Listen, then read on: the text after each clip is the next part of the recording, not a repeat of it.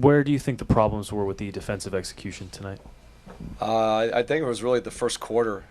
We actually cut it a little bit at the end, but we were down significantly in the first quarter. We didn't have a great start, and sometimes you're trying to play catch up the rest of the game. We end up winning the second quarter by 2, -6 in the third quarter, but that start just kind of affected us.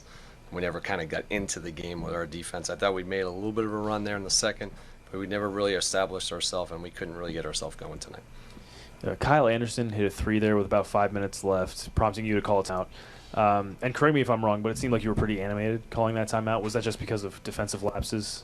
We just made a mistake. We always call things when we see it. We have a standard to how we play, so we just address it quickly.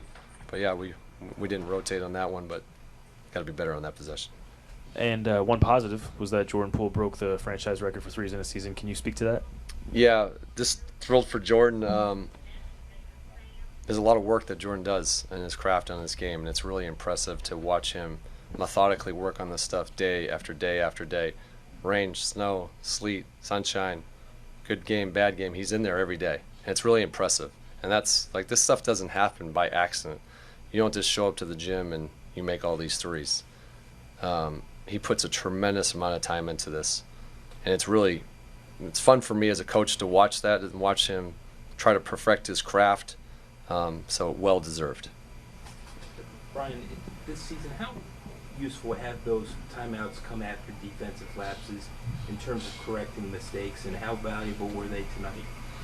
I think we made a couple runs out of timeouts. I think they've been good. Our guys always respond. We always just tell each other the truth, and then we get on to the next thing. But I think they've been helpful. Why do you think this game was so lopsided on the boards?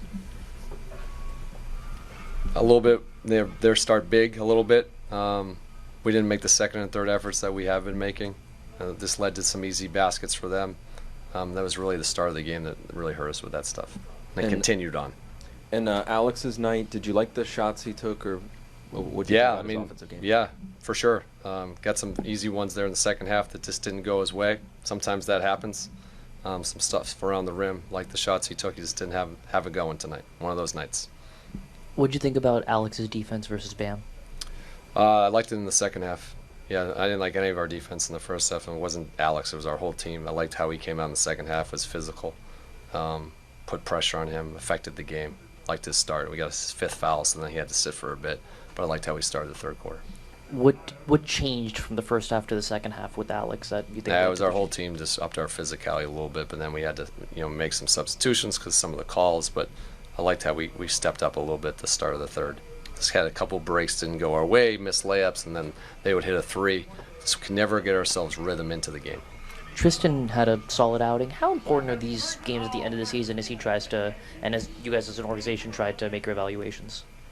All the games are important, not just the end of the season. Every game's important. So we never look at it like this because it's the end of the season. It's different. Every game's important. We value everything here.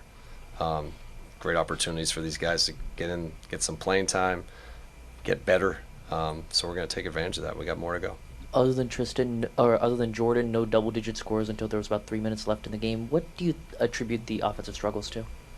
To be honest, we missed some shots tonight. We were just out of rhythm. Could never really get it going. We missed some chippies, some easy ones around the rim. We missed some open threes that we didn't. Sometimes the game's going to go that way. I thought we had a good competitive response there in the second quarter defensively, even though we weren't scoring. But we could never get ourselves going on the offensive end, and that's when you got to stay together on defense. And we tried, but we couldn't overcome it. With the guys still figuring out the young guys figuring out their ceilings and limitations on defense, what went into you starting with a Bub on Hero, and how do you envision his reaching his potential on that end? And Bub's been a terrific defender all year. We've from the first night put him on Drew Holiday, so he's taken the challenge of these guys all year. He's a big guard. He's got size. He's one of our better defenders. He's active. So that's one of the things we like about Bub is his size, his physicality, his competitiveness. So he's going to have tough assignments his whole career. Nothing's changed for him the whole year.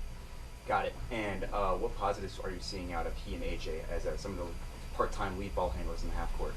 Bub almost had a triple-double tonight. You see AJ's ability to get in the paint, make plays for himself and others.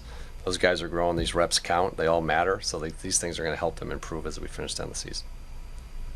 Sometimes Thank you. Coach, obviously Jordan, last season had struggled a bit, got benched. Now he broke a franchise record for threes. Can you just comment on the changes you've seen from him since you started coaching him to now? To me, I mean, he's been terrific. I obviously took over midway through the year last year, and we just wanted Jordan to be himself. Get the ball in his hands more. That was one of the reasons we put him on the bench, so he could have the ball.